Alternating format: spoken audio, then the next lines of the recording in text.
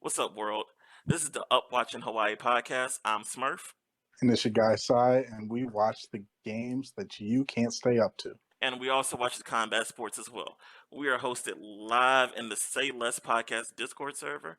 Shout out to the SayLess podcast of Kaz, Lowkey, and Rosy.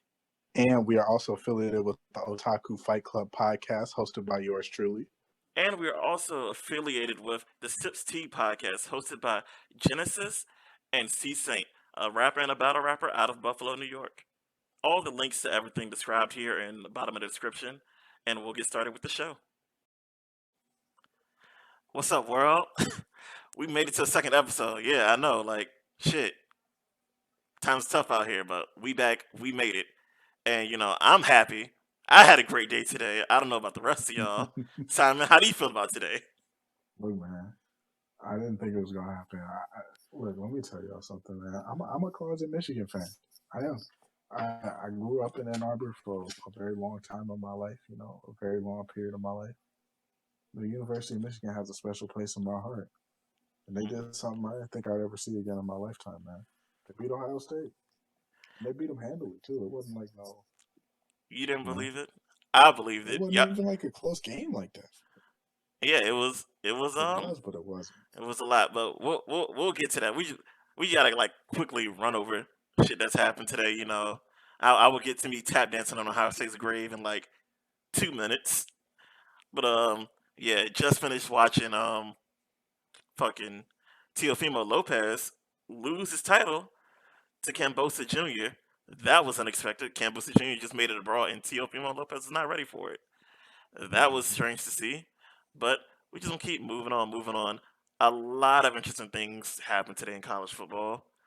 Things I did not expect. Some things that easily expected, like Georgia rolling on Georgia Tech 45-0. You know, Yeah. they didn't want to play fair, so they said, fuck it. Hey, do what you gotta do. But For real. let me see what else I got here in my notes. Did I miss anything?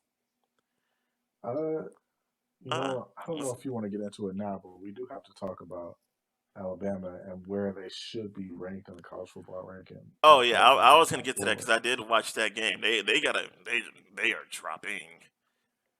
They Yeah, gotta go right. They down. have to drop out of the top four. I don't know if They this is they where you want to start, they but gotta be out of the top four. I mean, even though yeah, Auburn didn't knock them off, but Cincinnati's ticket is they look punched. bad in that game.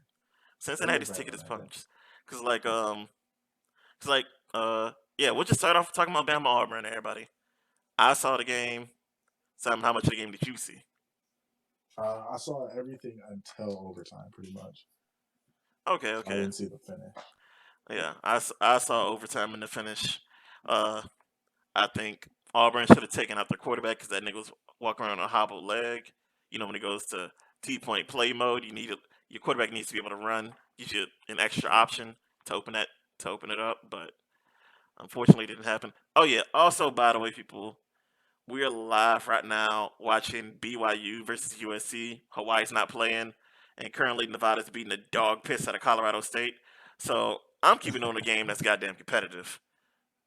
Yeah, Hey, exactly. don't fault me. I'm pulling up for y'all right now. Y'all can see it on the screen. Like, here we go. USC BYU a one score game. California versus UCLA.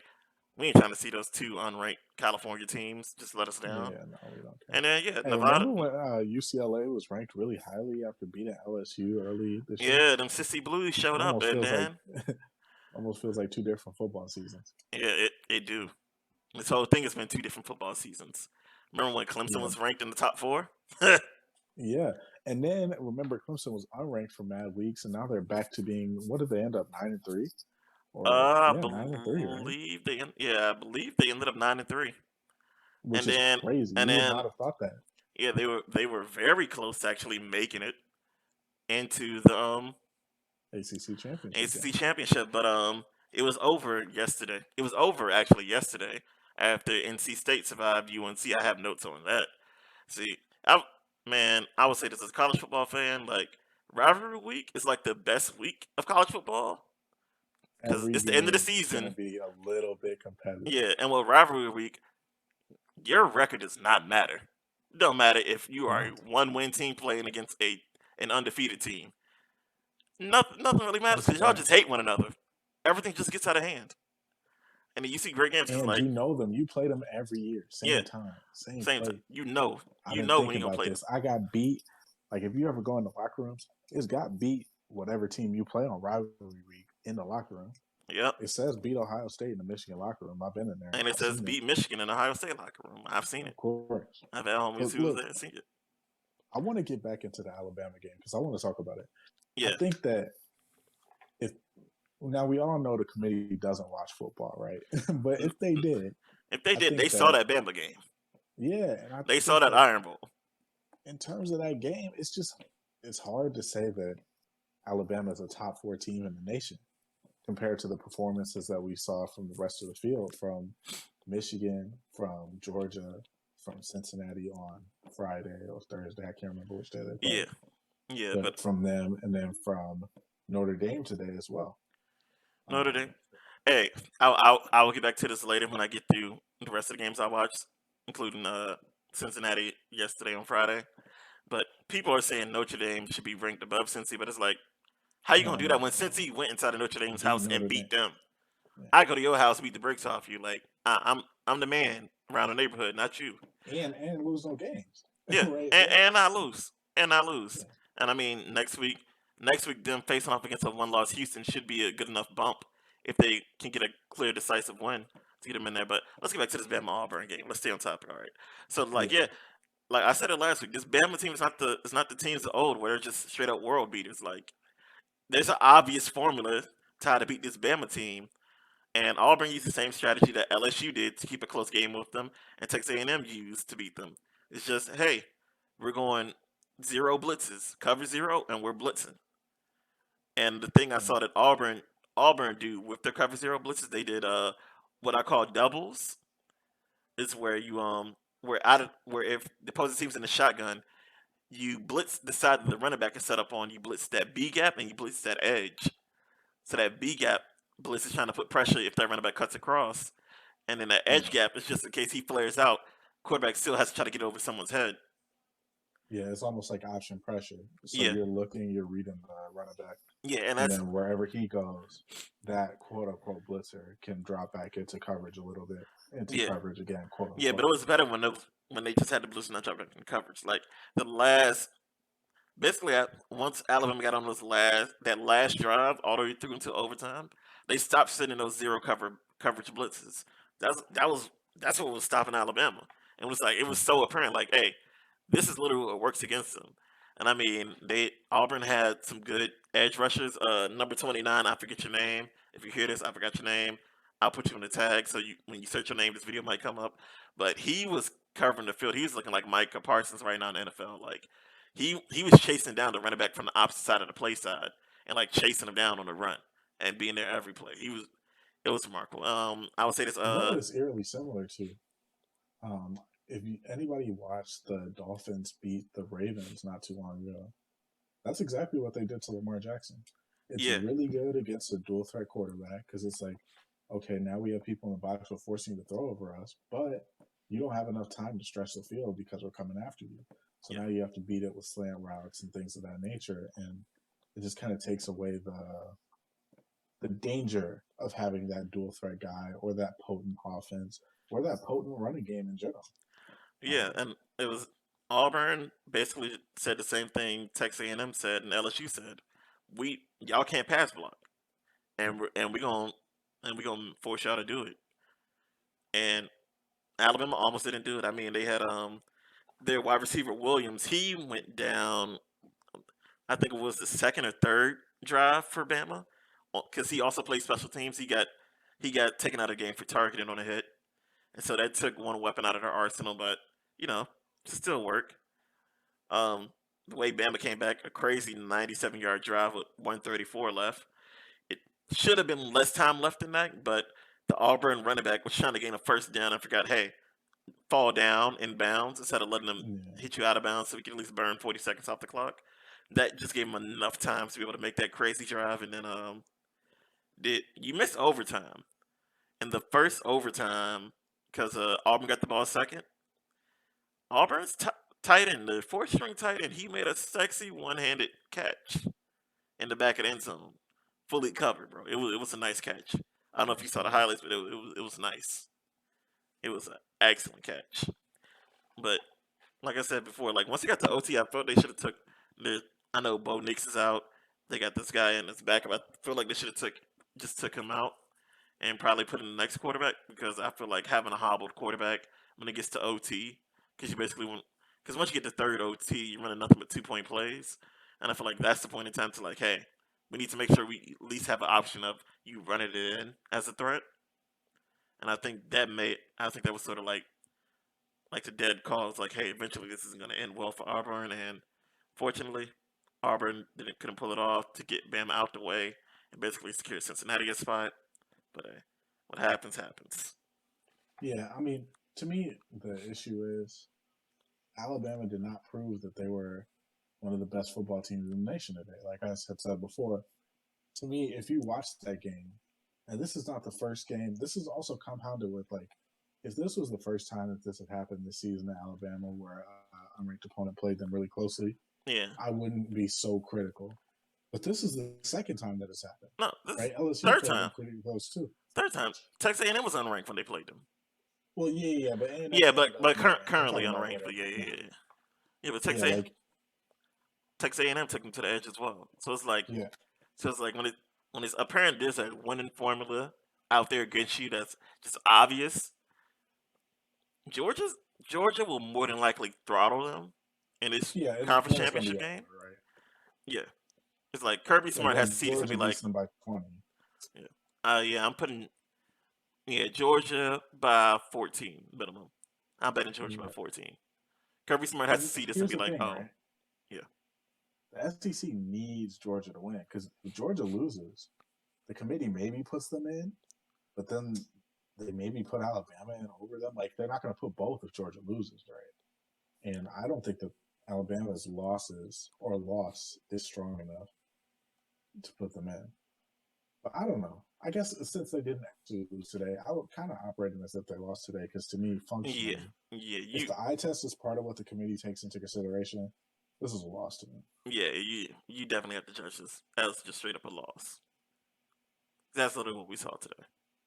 Let me see if I can pull up that crazy drive. The top 10 for teams the in the country, I think they looked the worst. Even Ohio State didn't look as bad as they looked in that loss as Alabama looked in. I will say this. I got it in my.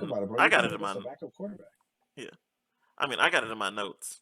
In my notes for the game, I will say this: C.J. Stroud. These next 2 years, he's a freshman. These next 2 seasons, he's gonna be a problem. Like, I'm just putting it out there as Michigan. This is our year. This is our year. We do it this year, or it's not happening. Because C.J. Stroud, these next 2 seasons, he's getting back-to-back national championships. There's nothing stopping him. I mean, he does have these great wide receivers: Chris Olave, Garrett Wilson, Jackson Smith, and Jigba. Those cats are different. Those dudes are nice. They are nice. My Nigerian brother Jackson. He was in his bag today in a loss. So I mean, you know what? Fuck it. Just move on over to that game because that's the game that everybody. It's the most surprising game. It's the marquee game. So let's have to take up the. Hold on. Let me pull this up real quick. Let me pull up the. Pull your stuff up. I'm just pulling up. I'm just pulling up how they got that touchdown drive. Yeah. Is this? While you're talking through that, I think they got let me set the stage for what it looked like. You guys have to understand, it had been 8 seasons or 8 games straight that Michigan has lost to Ohio State. 8 games. That's one of the longest losing streaks of the series between both of them. Ohio State has won 15 of the last 16 coming into this. Jim Harbaugh had a losing record on ranked teams, period, especially ranked teams in the top 15. Yeah. So going into this game, it doesn't look good for Michigan and it doesn't look good for Harbaugh. Even in the state of Michigan, I thought this was a pretty funny stat. The state of Michigan bet Ohio State against Michigan to cover the 7.5 point spread. Like nobody in Michigan believed in them. Nobody believed they were going to win this game. Everybody assumed that Ohio State was going to run them over. Yeah, everybody was against it. Ohio State had been running them over, and that is true. And even when common opponents, right? Michigan lost to Michigan State in a nail biter in a game that they probably should have won, right? Well, we But should have Ohio won it. State Like handled that. we should have won it. I mean, Harbaugh's known for collapsing it, just for those second half collapses, and that's what happened to us in that Yeah. Michigan State game. Like we got away from doing what was having us win the game earlier during the second part of the third quarter, and that's when they came back. They put up 16 points in 7 minutes on us. That's what ended up Yeah. causing us losing that game. But think about what Ohio State did to Michigan State, right? It was not a close game. It was not a semblance of a Yeah. close game. They did not look like they belonged on the Yeah, same field. they Ohio State stuck with the passing game, being like, "Hey, we know your D line can't get any pressure, Yeah. so they was like, we're just gonna force you guys to have to use your D line. We're gonna drop back and pass it, and that's just gonna be what it is." And it worked. Yeah, That's what we did know in the that first you quarter have the against them. worst pass defense in the whole damn league, because they did. They had the worst pass defense in the They have the NFL, worst pass defense in the or Big Ten and NFL, like in the Big top Ten 20 for nationally. yeah, Like their for pass defense most is of the like season. their pass defense is like, yo, everybody's gonna exploit you. Like I said last Yeah. week when I put up the stat as well last week, people pass against that Michigan State defense 15 times more 15 more plays than any other team, than the next closest team who gets passing plays. Like it's out there. They're like, hey, Michigan State, it's a known thing. Joe, just pass against them. Just throw it up. Yeah, But and basically, I say all that to say, nobody expected Michigan to win this football game. So yeah, it's interesting, again, to just continue setting the stage a little bit. The game is played in Ann Arbor. It's a home game for Michigan. It's snowing. It's 30 degrees outside. It's cold.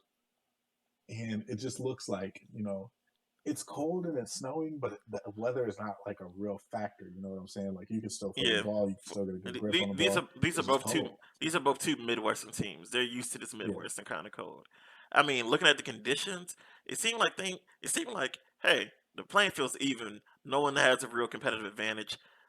Uh, to be honest, it seemed like more the advantage would have swung to Ohio State's way because they have a good quarterback with good hands who knows how to grip the ball very well versus Cade McNamara. I said he was born for this. His name's on the terminal out there in Wayne County for the airport. He was born for this, and I said that last week. And look, he won. Yeah. He won. Yeah, but But he what I'm didn't. saying is, But he was just. I think it was like something for like 15 to 18, but only for like. I think only for like 150 yards. So he wasn't like world beating, but he was just out there. He's like a rookie year Dak Prescott. Russell Wilson was like, hey, we don't need you to be a superstar. Just be efficient and don't turn it over. He threw a pick, but other than that, he threw a pick. But other than that, but no. Honestly, I'm gonna keep it a buck with you. When he threw that pick, right? So you weren't watching at that time. Yeah, I only watched the fourth quarter, and I was. So the thing is, Michigan comes out. They go on I believe, a 75-yard drive because it was a touchback to start the game, and they score a touchdown. Then they stop Ohio State. They stop Ohio State deep in their own territory. They get the ball at like the 40 off the punt, right? It was like a 50-some-yard punt with like a 16-yard return. It brings them to the 40-yard line. They go down the field. They're in the red zone. And I believe it's a play-action play. Cade McNamara drops back. Ohio State's in zone. The free safety reads his eyes and picks him off. It is what it is. But the issue is you're getting ready to go up 14-0 or at least 10-0, bare minimum. And instead, it's 7-3. So it was just a huge swing in the game is the point that I'm trying to make. And the Michigan teams of old, a swing like that, these Harbaugh teams would usually be kind of done after that. Yeah, that'd be deaf. Because when I saw it, I saw a bunch of like my friends were tweeting because I got a lot of friends who live in that area still to this day. Yeah. And they were tweeting, this is just typical Michigan. Even when it looks good, it gets bad, blah, blah, blah. And it did look bad for a while. Ohio State ended up taking a lead in the second quarter for quite some time. Yeah, I saw that. It was Michigan scored a touchdown. I was checking my phone app. I saw that they got up. But the one thing I was able to see in the fourth quarter, it's like, I think I said it last week, like, Ohio State has the best pass blocking O-line in the Big Ten. We have the best run blocking O-line in the Big Ten. It was just gonna be like who's gonna be able to impose their strategy better, their style of play better versus the other. And I was like, it's gonna be a close one. It's gonna be interesting to watch, but it's just sort of like I came in the fourth quarter. I was watching this like, yo, our O line is just imposing their will on the front seven of Ohio State. It was just like that front five was just clicking. Like Yeah, they were moving people. Haskins ran for 169, 5 tuds, but it's like as a unit, as a run blocking unit, 296, 6 touchdowns, and averaging 7.2 yards a carry. Like them boys is Yeah. just blocking. Like, yo, No, they were. It was a visible push at the yeah. line of Like scrimmage I every watched it game. the whole fourth quarter. It was like, yo, there's visible leverage. Like they were working. The guards were working their double team blocks perfectly and making their ways up and putting hands on the linebackers. That's the one thing in football you always got to know. And when it comes to the running game, whoever if the linemen are putting their hands on the linebackers, for the linebackers put their hands on the O line, it ain't good for you on the defense. No, You move him, they are gonna move. they are moving you. Yeah, and that was something. And I mean, we had, I mean, you've seen it all year. We have a good O line. I didn't think they were just gonna click and make it that easy. Like it looked easy to them. Uh oh, BYU just threw a pick. Mm-mm-mm. No, yeah, it looks super easy. And you know what's crazy about that is Ohio State has looked pretty good on defense all year. Yeah, Now they're definitely better in their secondary than they are up front. yeah. And that is still shown in this game. Like K. McNamara didn't have a lot of incompletions, but he also didn't have a lot of open players downfield either. Yeah, He ended up going 13 for 19 for 159. I just checked the stats. he was But averaging like 8 yards an attempt. yeah, So he wasn't getting nothing deep downfield. He was just doing what was necessary. Yeah, don't I got it? and the crazy part for Oh me yeah, that's right. I is got it up.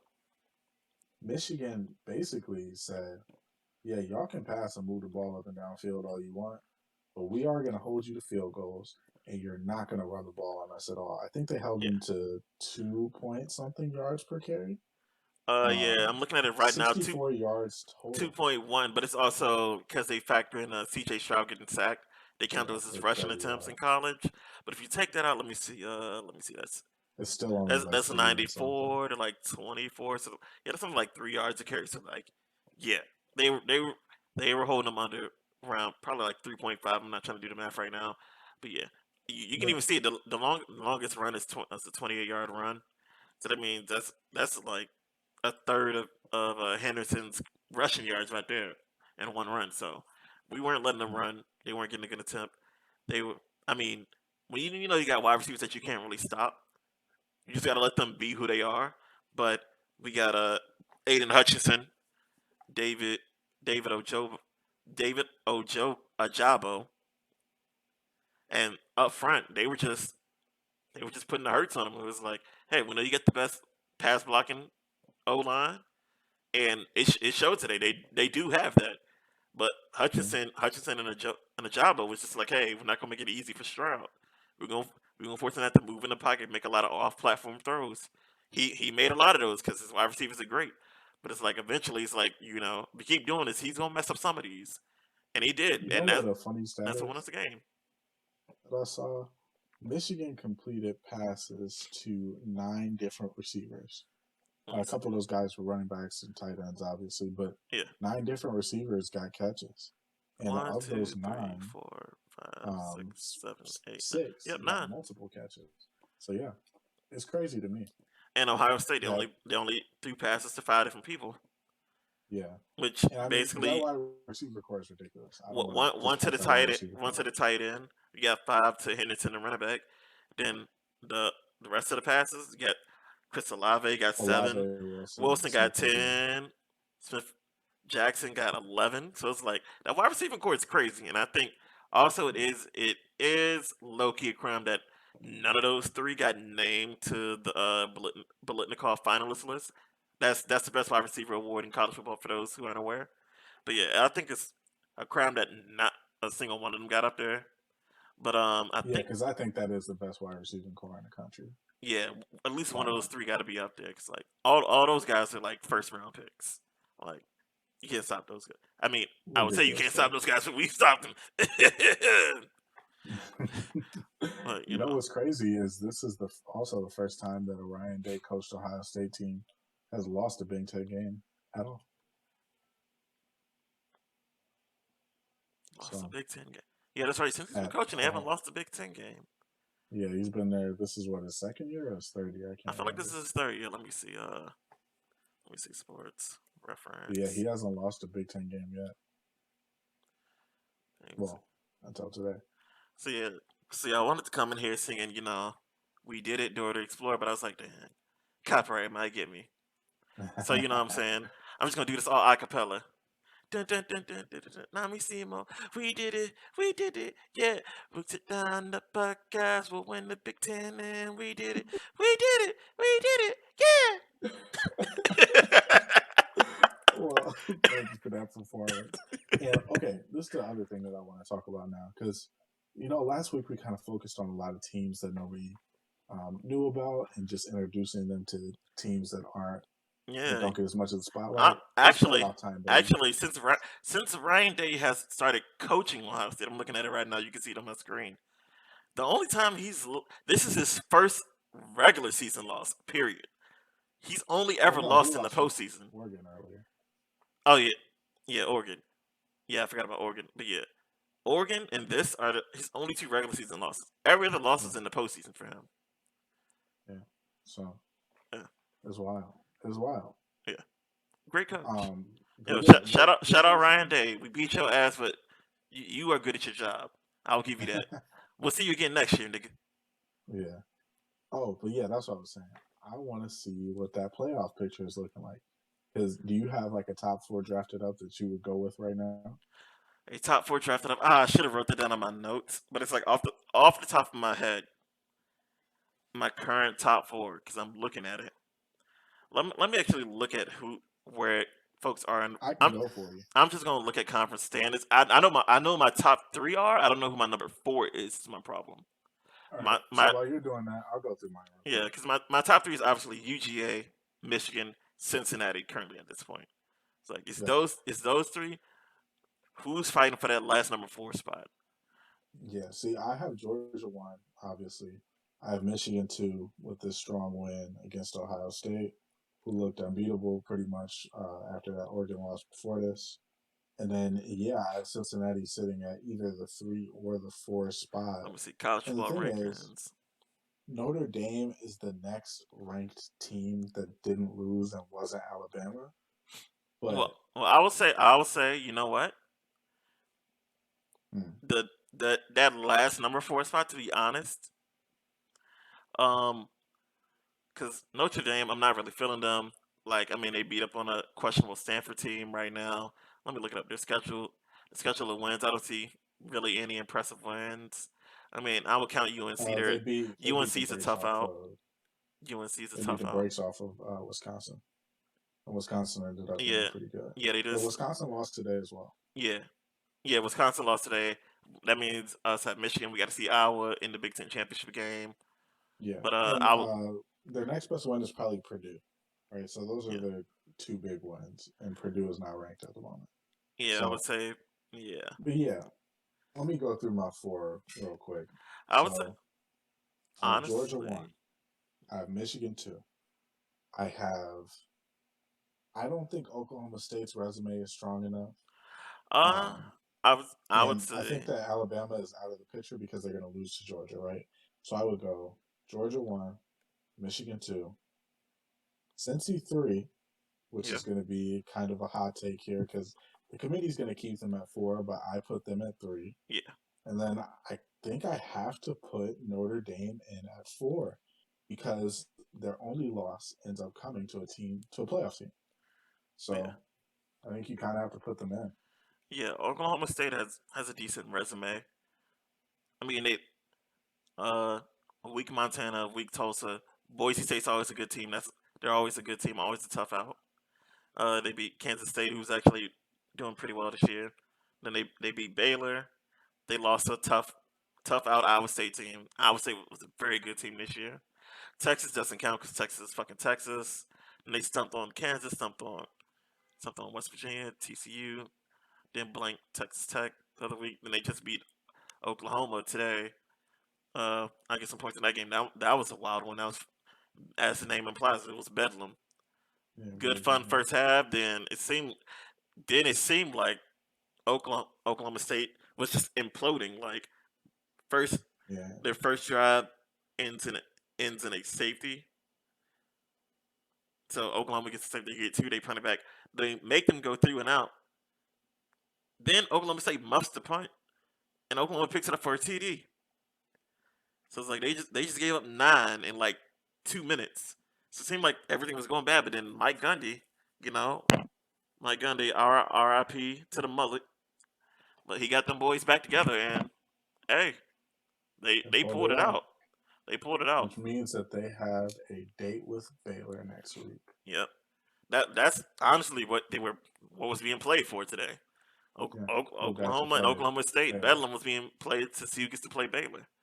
And honestly, if Oklahoma State can put up another good showing against Baylor, like if they can get a more decisive win than 24-14, if they can pump that up a little bit, I feel that Oklahoma State should probably get in over Notre Notre Dame. Dame. See, I'm not mad at that. My issue is I just don't think that Oklahoma State can keep up with Georgia. And Yeah, that's the I thing. don't think that any team in here, I think Georgia's going to win Yeah, the national yeah. championship pretty handily. But Honestly, if us at Michigan play the way we played today, or if Cincinnati can play the way they played Notre Dame in the playoffs, we will give Georgia a tough outing. It'll be a close game. Georgia's not gonna just handily win. But if we don't show up the way we if if Cincinnati and Michigan don't show up the way they showed up when the big lights were on at their points in the season, if they don't show up the way they did at those points, then it's a wrap. It's a wrap. it's not going to look pretty. See, It's my a wrap. thing is, I think Georgia wins either pretty or ugly. Um, Yeah. I think that they are just bar none the best team in the country, Yeah, the best defense in the country, when one of when the best literally rushing when attacks in literally the doesn't country. matter who they have at quarterback, they're gonna beat and they can beat you. That's when the other team's a problem. That's when you know Yeah, you. for sure. That's when you know you got a problem on your hands. But yeah, I think Georgia will probably run through everybody. I mean, clean old fashioned hate was played today. One of the few cross conference rivalries that are played yearly. They snuffed Georgia Tech out 45-0, only allowed 166 yards of total offense from Georgia Tech. Yeah, So Georgia means business. this was a They pretty good rivalry week overall. yeah, It was a good day to watch football. not even Friday. I watched the NC State UNC game. It was a wild one. I mean, Sam Howell, he I would say whatever team drafts him at quarterback, don't make him start immediately in the NFL, but he's definitely a great prospect to have on hand. NC State they pulled that out during rivalry week because I'll just put it this way. Okay, with a minute 30 left, NC State was down 9 on their own 30 with second and 16. They win this game, but Yeah, that was the stakes they were at. So NC State pulled one out. They had a very crazy onside kick that was recovered by the kicker. That was a crazy play because like one of the return spot guys, the guy in the middle, he was trying to take off the kicker's head. And the kicker just like literally just slid under him like a slide tackle in soccer. He just slid under him. They ended up grabbing the ball. I was like, "Yo, this is crazy. I ain't never seen nothing like this." I mean, that was played. That was played. never, That was played on ever Friday. seen you act like this before. Shut up, Brad Bill. But man, yeah, I'm super excited to see these conference championship games. That's probably the Let me. last thing we should do before we get out of here is go through all these previews of the conference Yeah, that's championships. that's what I wanted to go to. Let me see if there's any notes, anything else I missed. I mean, yeah, Wisconsin, Minnesota. You know, that game was just playing to see who has to get sacrificed to play the winner of Ohio State, Michigan, which happens to be us at Michigan. So Iowa, get ready to get sacrificed. Let me see what other notes I got here.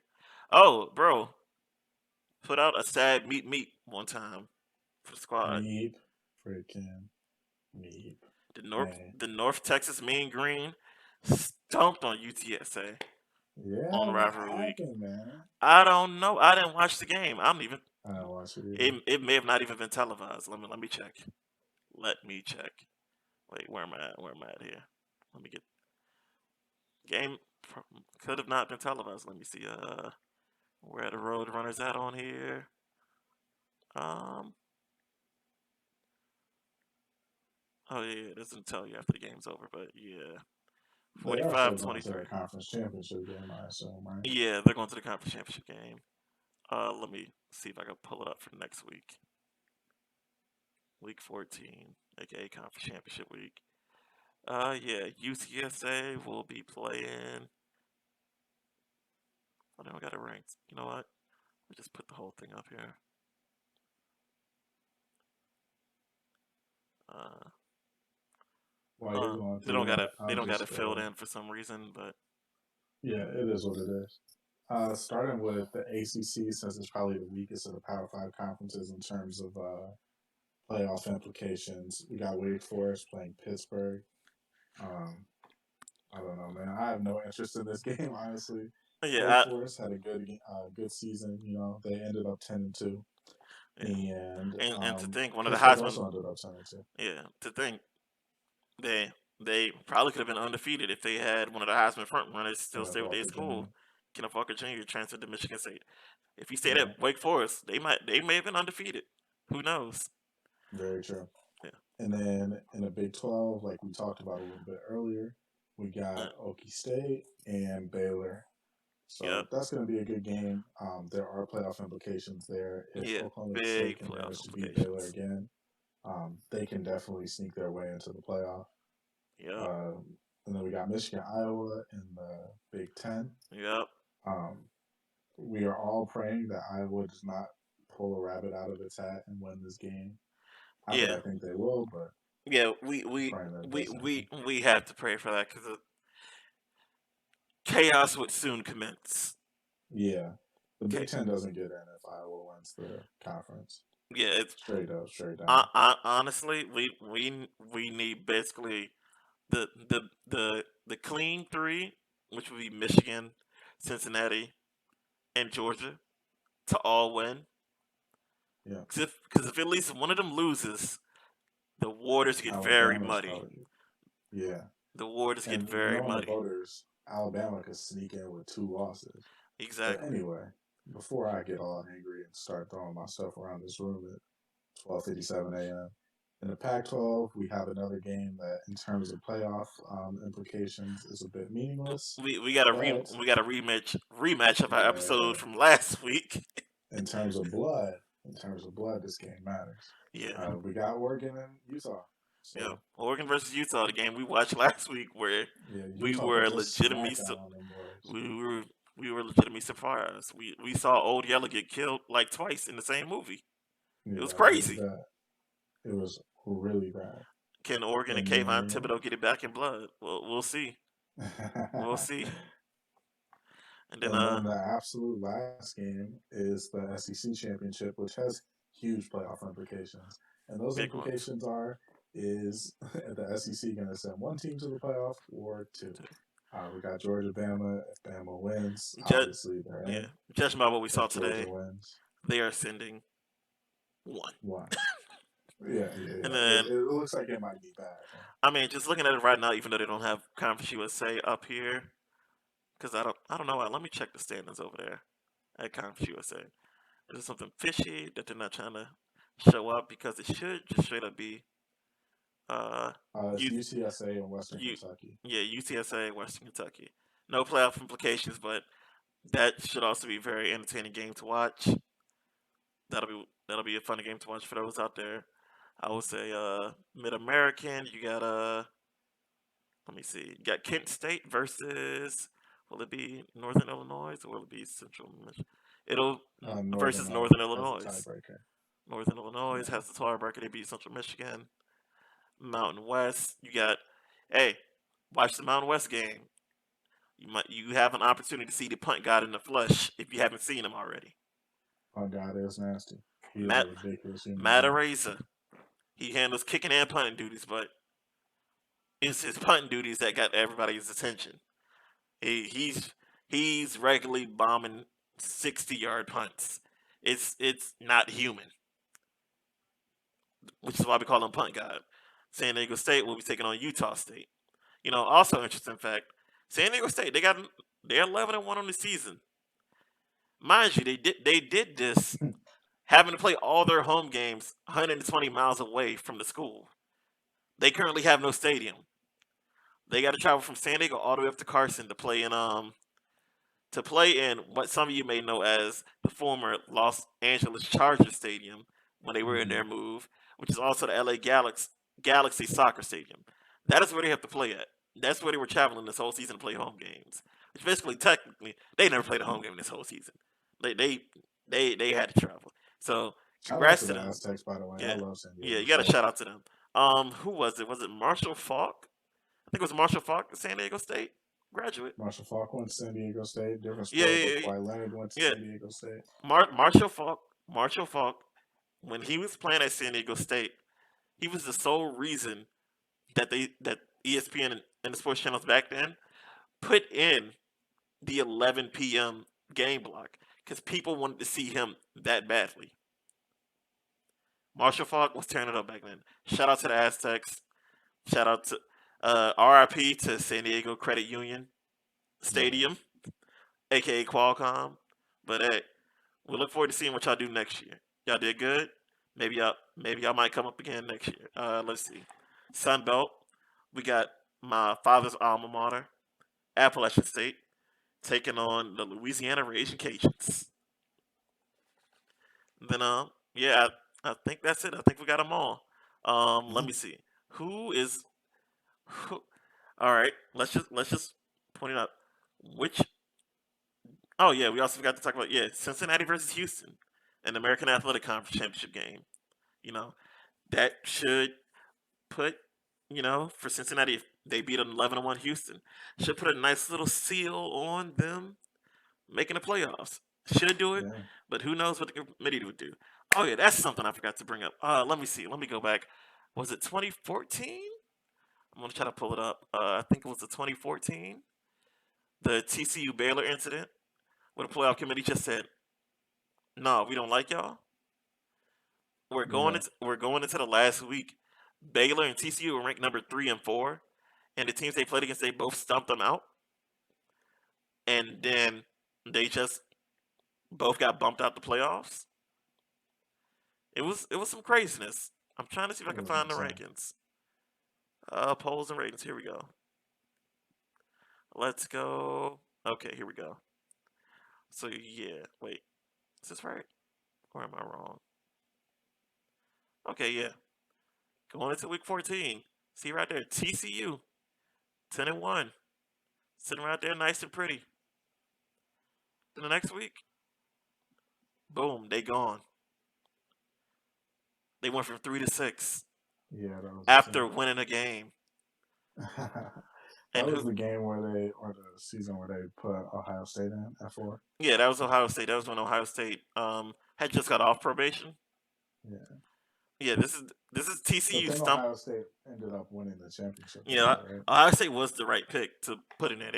They were obviously the best team that year. Like we all saw it, but it was just sort of like Oregon wasn't really all that strong, and it was a whole mess that year. That first college football playoff season. Insanity. Because people forget the season before that, Ohio State was It was on James, wasn't it? probation and they went undefeated. They technically Oh, won the really? Big Ten East, but they weren't allowed to play in postseason play. But yeah, that was a good. Yeah. Anyway, But, do we have anything else that we need to talk about this week? let me see. Let me see what I got written down here. Oh, Baylor almost also did not make the Big 12 championship game as well. They had to play Texas Tech, and Texas Tech were a 53-yard field goal away from tying them and sending the game to overtime. Last play of the game, 53-yard field goal. Their kicker hadn't missed a kick all season, but also between this season and last season, it's the first 50-plus yard kick of his career. So he missed a little wide left. Yeah, yeah. Let me see what else I got here. Yeah, we already talked about that. Talked about that. Oh, we can talk about how Owl also made their way into the Big Ten championship game by playing the weirdest ever Nebraska squad you ever seen in your life. True. That Nebraska lost every game this season by one score or less, except the one game they lost to Ohio State by 11. Yeah. Insanity. their point differential in the season is it's ridiculous. Their point differential in the season will make you think this is not a 3-win team. Bro, they're the best 3-win team of all time. I'm going to say that. Same way the Detroit Lions are the best winless team of all time. Yes. But Simon, okay. One thing I say, who do you think is the one team on the matchup that you're looking at right now that have playoff implications? Who do you think is the one opponent who's the most likely to derail the other team's Bro, playoff I don't want to hopes? say it, but I'm going to say it. It's Michigan, bro. Sadly. I think that Michigan can definitely walk out and sleepwalk through this game. And I don't think Iowa's a team that you can sleepwalk through. They're very beatable and they're very attackable through the air, but their run defense is pretty good, and Michigan wants to run the ball. So we're going to see something has to give. I think Michigan is the better team, but are they going to show it come this Saturday Yeah. night? Yeah, Michigan's gonna have to show up, not have a Ohio State hangover. Yeah, You know, don't want to expend all their energy basically filling out Ohio State with a championship when there's more left out there. and it I definitely is. I think the one team who could ruin playoff hopes as well is Baylor. Baylor's a very Yeah, good for team. sure. They can take out Oklahoma State. If they can take out I Oklahoma State. really don't think Oklahoma State is that strong of a team. So yeah, I'm forced to agree. Yeah, I That don't think they're game that can strong of a definitely. team, but I also don't see Notre Dame as being that strong of a team either. Notre Dame Yeah, has had a very easy, easy padded schedule this year. Like, I mean, think about it. The two best teams they played was Wisconsin and Cincinnati, and they went they 1-1 in those let's just put it games. this way, that because Notre Dame is basically half an ACC team. Yeah, Their ACC schedule is nothing but the worst teams in the ACC. this is also true. The best, the only two like teams that are really like above 500 that they really played are Wisconsin and Cincinnati. And Wisconsin they took out behind the dog shed, and Cincinnati came through and stomped on them. I sort of don't want to see Notre Dame making it into college football playoffs. It's just Nobody sort of wants like, to see Notre Dame go to the playoff and get blown out by an yeah, SEC team for the fifth time. yeah. Notre Dame has been a little bit too hyped up, but I would say Cincinnati and Houston will be a game to keep your eyes on. Cincinnati is going to be playing a home game, so that's a benefit to them.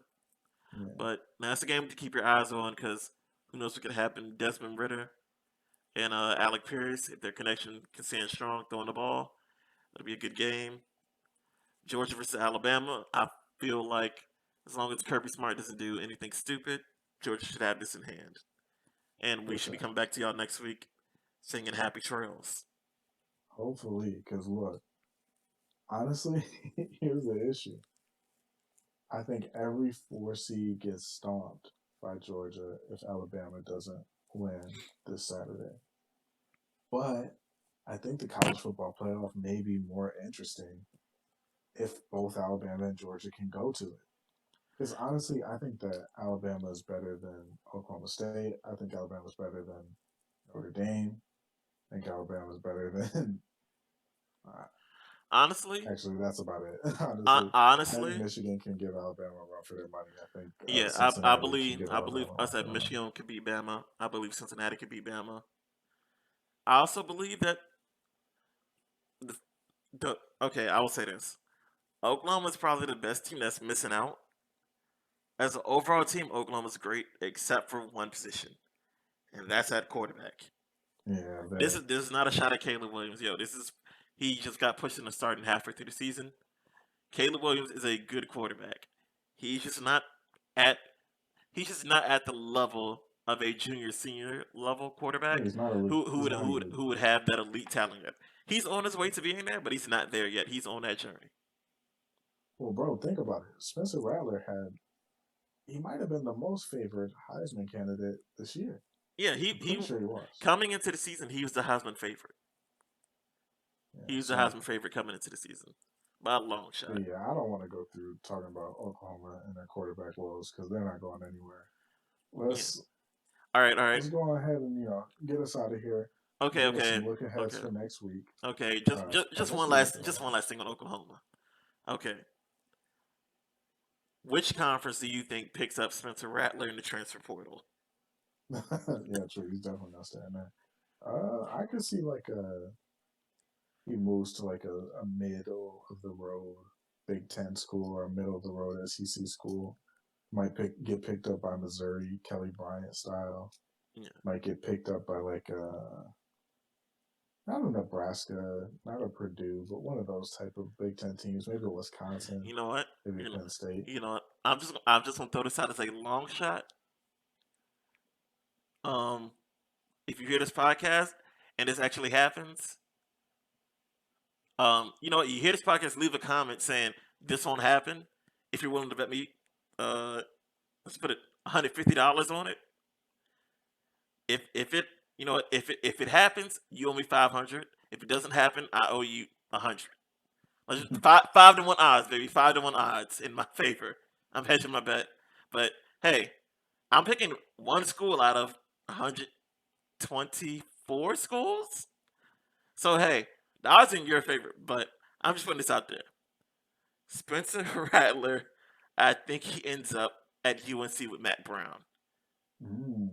If you comment on this YouTube, SoundCloud, Spotify, wherever we post this at, and you comment that it won't happen, and it does happen, you owe me $500. I'm just throwing this out there. I feel like Spencer Rattler and his transfer portal ends up at UNC under Matt Brown. You're a wild boy. Hey, last week I said Cade McNamara and Aiden Hutchinson were born to do this. You know, Aiden Hutchinson following in the footsteps of his father, having, double-digit sack season for Michigan. I said they could do it. I'm the Oracle once. Why can't I be the Oracle twice, baby? All right, I ain't mad at it. Yeah, but I think that's probably all we got to say about college football. Next week, we'll be coming in. I think next week we'll probably split things up into 2 segments. We'll probably have a post-championship game segment talking about the championship games, and predicting who's going to be in the college football playoff. Then then we'll have a clip like post Sunday after the selection show, and comments on that, and see if we're right. We'll probably put that together as one full taping. Probably have a little bit of a clip in the middle just to break it up and let you know, hey, we're switching gears from recording Saturday to Sunday, and then you guys can listen to that. Let me see what else I might have on here. Let me see. Oh, another thing to look forward to. Some very good cards coming up in UFC. I mean, I just spoke on Teofimo Lopez losing his belts. I don't think any of us saw that happen. And Kambusa turned into a brawl. The same way Sean Porter turned into a brawl last week with Terrence Crawford. Except different result for the champion this time. But we got next week we got a fight night headlined by Rob Font versus Jose Aldo. Pretty decent. Well, all the fight night cards aren't always decent. You've seen a lot of prospects, a lot of people who are looking to get ranked fight on those cards because it's a fight night. They can only put some people on cards, big guys. But the card does feature 39-year-old Clay Guida still fighting for all you old head UFC fans. That's out there the next week. Yeah. Hey man, hey man, Randy Couture won the heavyweight title in UFC at 45. They fight when they get old, man. It's combat sports are one of those few sports where you don't really peak until like your mid-30s, because that's when your strength and your knowledge are both at that nexus point where it's at, where they're both as high as they can possibly be at the same time, coexisting. So that's when most guys hit their peak. But yeah, Clay Guida come back still at 39 fighting. But I would say the weekend after that, I would talk about it again next week, December 11th, pay per view. You got Charles Oliveira versus Dustin Poirier fighting for the belt. Then you had the Lioness, the GOAT, Amanda Nunes, looking at Juliana Pena like her prey to defend her belt once again. It's a great card. There's some good names on there. I'll save them for next time because I don't want to, overshock you guys. But that's what's going on. And then I think, since we're a sports podcast, we cover a few other sports that we get into. We didn't cover NFL, Turkey Bowl stuff this week because my Cowboys lost, and I don't feel like talking about NFL this week. But there is one thing in NFL I think we should talk about and send out a lot of thoughts and prayers out to Everson Griffin and his family. For sure, 100%. Because did you see the video? I did. Yeah, there's a video out there, guys. I mean, I don't want folks to search for it, but if you've seen it, you understand what we're talking about. Seems like he was going through a bit of an emotional breakdown, and yeah, man, it was a tense situation. It took him a few hours to get him to come outside of his home and allow the folks there to give him medical attention. But he's receiving that attention and care. Everson Griffin, I hope, things are better for you now than they were 72 hours ago. And that he's doing a lot better and doing okay. And that, the people that love him are around him and trying to make things better for him. But 100%. Yeah, man. You know what? I'll get into this a little bit. I mean, just talking about the emotions and pressures and mental states of athletes. The first time I realized about it is like I'm sitting here right next to VCU's campus, living my life. Is when VCU alumni Larry Sanders, former NBA player, quit the league and listed his reasons. This is after he gets a $11 million a year contract from the Milwaukee Bucks, and just talk about the stresses of life that occur different when you're a pro athlete and everybody knows who you are and the things that come with that. But hey, and all you people out there saying it's CTE, hey, don't be assholes, shut your fucking mouth. Shit's not funny at all. Yeah, because I mean, I felt the same way when we saw during this offseason, Richard Sherman. Yeah, Richard Sherman at that door. It gave me the exact same vibes. Like, hey, this person's going through something at this moment, and they just need love, support, and care, and time. Like, this is not CT. This is like the movie Concussion. This isn't Mike Webster in the back of the pickup truck drinking the Windex. This isn't that. They were fouled in that movie for showing that, bro. That was a wild scene. That was a crazy scene. But yeah, thoughts and prayers out to Everson Griffin. The point is, keep Everson Griffin in your thoughts and prayers. And yeah, I think that's as good a spot as any to get up out of here. Much love to you guys. Stay up, and we'll talk to you guys next week. Yeah, we'll be back. Jack. Socials, where to find us. Still OG Smurf 826. It's Ski Man Smurfy, baby, here talking to y'all live every Saturday. We up watching Hawaii, but not Hawaii tonight. BYU and USC. It's not a good game. Yeah, no. And you can find me Simon_E32 pretty much anywhere. Twitter, Instagram, Facebook, I guess. I'm not on Facebook. Snapchat. Send me a DM on Twitter so I know it's real. Send me an auntie phone number so I know it's real. And if you are an auntie and you listen to this, skip the second step. Just go with the first one. Much love to y'all. Big vibes. And we out. Peace. All right, folks. This is tagged on to the end. This is like an emergency part of the podcast. So your boy Smurf is here. Guys, I was here. And we record late Saturday night going into Sunday, and now it's like Monday night because we basically got schedules, but you know, it was an article. We had an article that we was gonna hold off until like the actual off season about how the coaching carousel this off season will probably be pretty quiet because of the amount of extensions that have been handed out. But this shit has flown off the handles very quickly. Yeah, I was gonna say it's not true anymore. Yeah, like Shoot. Doesn't it feel like these moves are coming like early and early in the season? Like usually you wait until I guess the regular season is over, but you will wait until like mid bowl season. Like usually mid December these hires would start to happen.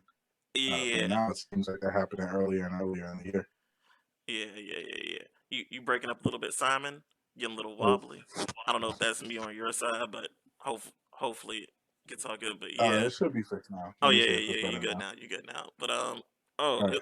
it's it's ridiculous because like so much stuff is happening. Cause like like one of the like the amount of coaches getting fired like quarter midway through the season was like a little bit higher than normal, but it's like some of these guys weren't unexpected. And I mean, we could have brought this up, as like a tie-in to when we was talking about the dead money being given out to college coaches. Yeah. But then like all these hires coming in, like, gee whiz, like the SMU coach, as soon as they lost to Cincinnati, even though they still had a whole nother game on the schedule, he like immediately got hired to be the head coach at TCU. Yeah. And then like I mean, it was expected like he might move up. He might be like one of the only big movements. But then just a whole lot more movement just started happening. I think Lane Kiffin's supposed to be moving on somewhere. Who was what is that old coach's name? I think he might be here on the site. He's supposed to be Where'd he oh go? yeah, Rich Rodriguez is Oh, where's Rich Roderick going? yeah, Rich Rod, he's going to Jacksonville State. That Huh. FCS team that beat Florida State this North. year. He's going to be their Oh head coach. yeah. So if I got let me click on this article because he was a coordinator. He was the coordinator at UL Monroe, Louisiana. Monroe, the Warhawks, not the Raging Cajuns. Mm. But yeah, he's gonna be the head coach at Jacksonville State because they're moving up this year as well. They're moving from FCS to FBS. So Rich Rod finally got a job back. I always like Rich Rod. I think him going to Michigan was a bad move for his career, but I always liked him. Yeah, those West Virginia teams were fun. Yeah, but the way he left West Virginia, like the last game of the season, going to the rivalry game, and they ended up losing it. That was a Yeah, bad that look was for his nasty. career. But I think the biggest one that sort of like started this domino effect of like, oh, it's about to get crazy. Out of nowhere, Lincoln Riley says, "I'm leaving Oklahoma and going to USC." Look, man, can we keep it a buck? He don't want no parts of the SEC. He Well, saw that merger happen. He was like, "Hey, man, let me get up out of here." I And mean, who wouldn't want to live in LA as opposed to Oklahoma? yeah. Okay, okay, like on point one, like Lincoln Riley wanted to not compete in the SEC, even though he's been bringing in like hella top recruiting classes at Oklahoma. It still sort of makes sense, but it doesn't make sense for him to be USC because I felt like, bro, I felt like it was locked in. Like, Urban Meyer about to flunk out at the Jacksonville Jaguars, and he about to coach USC next year. It's on because like the game James Franklin got his extension at Penn State, and I was like, oh, it's a wrap.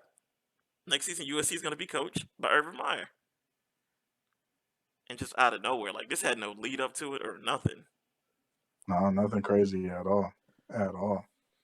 Yeah, Mike Gundy cut the mullet, beat him, and this man was like, "Yeah, I'm out." Hey, look, man, I get it. And what I'm hearing is in a couple of not channels. I don't want to act like I have inside connections, but with some people that I know who are a little bit more well versed in college football than I am, I'm hearing that USC's recruiting classes are already looking like they're going to be stronger in these last couple hours, or I guess now 24 hours by the time we're recording this, Okay, that Lincoln Riley's been hired. yeah, okay. I can tell you one thing because I have some slight inside information because of an old classmate and teammate in high school. His little brother was a freshman this year on the Oklahoma team, basically judging by some of his posts, like leading like the past month, then leading into this, is like a lot of recruits coming in are attached to Lincoln Riley and not the University of Oklahoma, and like the amount of decommits they had, like within like the first 4 hours of that news happening, like when it got made official, was like something like 10 ESPN top 300 guys decommitted Yeah, it from was Oklahoma. ridiculous. And I was like, oof. I was like, ooh. I was like, I was making jokes that Texas and Oklahoma are joining the SEC, but there's only going to be 15 SEC schools competing. Now it's about to be 14. Now the For SEC could real. have just stayed how it was after No, this. like truly though, for real. Like honestly, it's so hard to necessarily say like, okay, you can't predict whether Oklahoma and Texas are going to be able to compete, Yeah, but this looks really bad comparatively.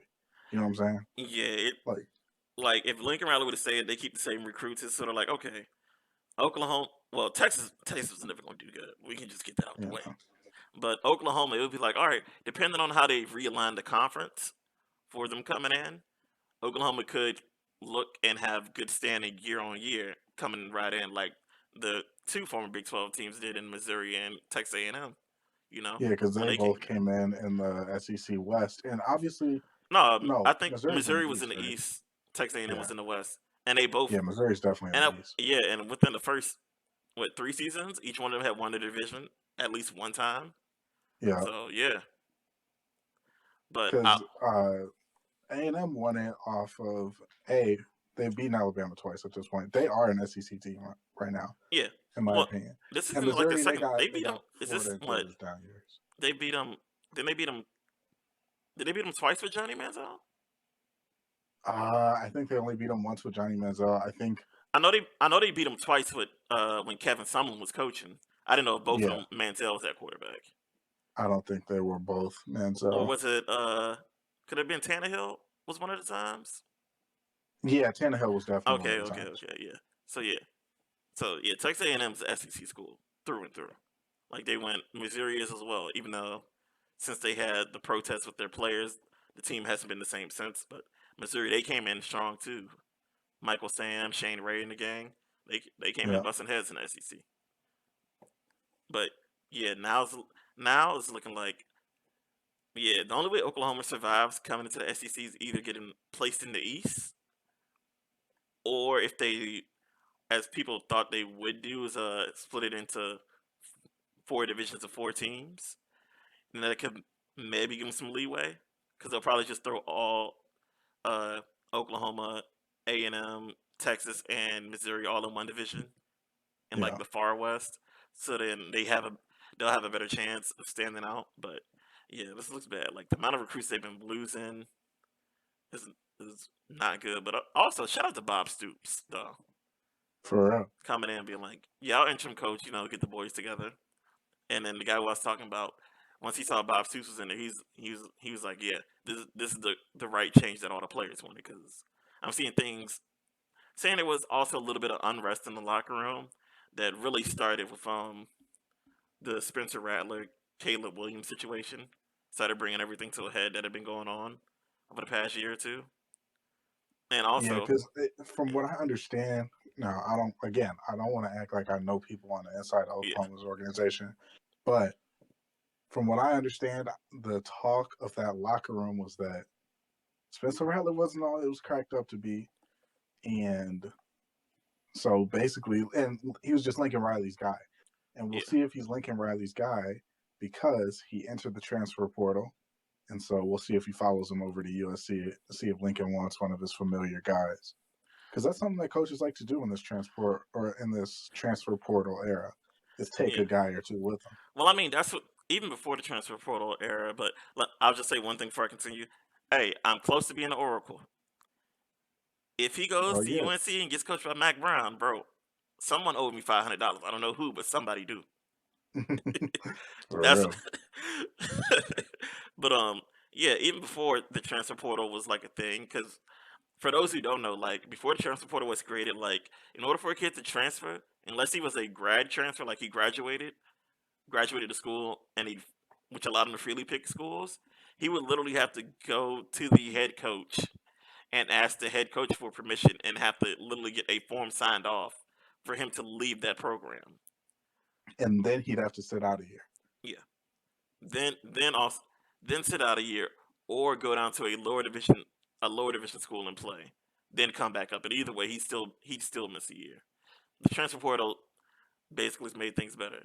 But even before then, like a coach knew he was getting ready to leave, he'd get some of the guys be like, "Hey, I'm heading out. Y'all want to come with?" And he get like those special eligibility slips signed off for those guys, and then Yeah, boom. because when your coach leaves, I believe you're able to transfer with no penalty. I believe that's how it used to be. I can't remember. But I'm pretty sure Yeah. it is, If or it was. if the if the coach or coordinator leaves who you were recruited by, you could you could leave. You could leave. If but only if they left. It's like a certain date. Like it's weird how college sort of functions like the NFL, where like certain dates allow certain things for you to do as a player or as a Yeah. coach, and as money goes. But yeah, certain dates apply to like if you be able to leave with a coach leaving. But yeah, But yeah, I don't want to bury the lead too much here. I think really the biggest thing that we have to talk about is that in terms of the coaching carousel, and even there are a lot of big oh, hires in I got other it pulled places up where as well. people got fired. I mean, another big move happened as well with Brian Kelly leaving Notre Dame Yeah, to be the coach at LSU. I mean, I think LSU was a little bit weird, but I'm pretty sure it's about the money for the buyouts of when they would fire Eddie O, of why they see didn't that fire him makes early sense in the because season. like 'Cause that's the only reason I would think you make it public, like, hey, like 4 or 5 games into the season, yeah, he's done here, but he's gonna coach out the rest of the season. yeah, and I think honestly, if I'm Brian Kelly, this is so much harder of a job, man. When you're at Notre Dame, you're guaranteed to play one MAC school, right? You're guaranteed Yeah. to play some Pac-12 schools. You're guaranteed to play a 1 week Well, Big Ten school and one strong one, right? no, the way Notre Dame's schedule works out because of like their like long-standing rivalries is they're um they're always gonna play USC. USC's always on their schedule, and then they will USC wasn't on their schedule this year, though. uh Right now, they're in a series with Stanford and not USC. So they're going wait to play I that thought they played Pac-12 US. school. They didn't play USC this year. No, they didn't. They're Well, in the contract. So basically, they well I lost know all I Michigan, they know lost USC, yeah, well I know and one thing that also happens is like they swap around their rivalries once they got yeah. the ACC thing. Yeah, so they lost Michigan, they lost 'Cause, USC in terms of the yearly, but okay, now they play against Stanford every year. They play Stanford. against It should be or a random Big Ten opponent. They was play yeah they against hit 4 to 5 Wisconsin. SEC or ACC schools, and then they play against a mid-major Yeah, it or has to two, be. depending on. It's 5 ACC schools because six. Wait, hold on. One, two, three. Yeah, they did play USC this year. Yeah, they play USC. Yeah, USC's permanently on their schedule, and then I believe they rotate Stanford, Boston College, and Michigan for the other rivalries. But yeah, they played one, two, three, four. Yeah, 5 ACC schools. Six. You play 6 schools in one conference. You're considered to be part of that conference by NCAA standards. But yeah, but yeah, I think him. I think yeah, he left a very lofty job for something much more difficult. Yeah, that was the point I was making. He left a job where you're playing against schools that are either kind of forgotten powers or schools that just aren't that good to go into the SEC West, where you have to play Alabama every year in a rivalry game. Yeah, that's the thing. But by the way, it's more than likely going to be broken up. You're more than likely if it's let's let's just say it's not going to stay SEC West, SEC East because that's just what there's going to be too many games just on one side taking up too much. They're going to split it up. and it's going to be Yeah, full. but either way, if you're LSU, you're And gonna play Bama every year. and I'm saying more than likely he's going to be LSU's going to be put into the hardest four. Whether or not Bama's inside of the four that LSU is in, It doesn't even matter if they they're not. no They're gonna play them every year yeah regardless. yeah Bama, whether Bama's in or out, I know for sure LSU is going to be in there with Mississippi State and Ole Miss, and those aren't two fun teams that have to play every year as well either. And then you're gonna have to play your rivalry game against Alabama. You're gonna have to probably play Texas A&M every other year, and so it's messed up. Let me see. Let me just either every year or every other year. Let me just look at how the conferences align currently in the SEC. Who would probably be another school they have to face? Yeah. And possibly Arkansas as well too. Yeah, and they're on the come up. But yeah, I don't want to keep you guys too long because this is our last podcast was a little bit long, and this segment is being added on to the back of that. Yeah. But yeah, conference, not just conference movement. There's a lot of head coach movement and subsequently position coach movement, and more to come. Yeah, we thought, given the amount of extensions people had signed this year and last year, like Luke Fickell, head coach at Cincinnati, he signed his extension last year, so it was like, okay, he's one of the guys who should be moving, who we know is definitely not moving. Then James Franklin's not moving. Rucker at Michigan State got a very early extension. But like a lot of coaches who would have normally been moving got extensions, especially in like those mid-major schools. I think the University of Houston coach got an extension, and I know there's some other ones out there that I'm missing, but like a decent amount of guys got extensions, and so like coming in, a lot of things are like, oh, no one's really gonna be moving, and then all of a sudden it's like you had some big heads move, and like now it's like, oof, it's gonna be the Wild West. Yeah, for sure. I mean, given the recruits that may still be signed to Oklahoma, it could still be a decent job for someone to want and try to build up. But yeah, that's also, I think Wake Forest head coach also got an extension, so he's not moving. So that was like another big sign. But yeah, y'all, if y'all listening to this, just know, sit tight. We gonna be in for a barn burner this off season because things are gonna get crazy. Yes, sir. Anything else to add on? No, that's all I got. All right, we didn't mean to keep y'all too much longer, but hey, things happened that we really needed to talk about, so we talked about them, and we signing off. Good night to y'all. Peace. We are hosted live in the SayLess podcast Discord server. Shout out to the SayLess podcast of Kaz, Lowkey, and Rosy. And we are also affiliated with the Otaku Fight Club podcast, hosted by yours truly. And we are also affiliated with the Sips Tea podcast, hosted by Genesis and C Saint, a rapper and a battle rapper out of Buffalo, New York. All the links to everything described here in the bottom of the description.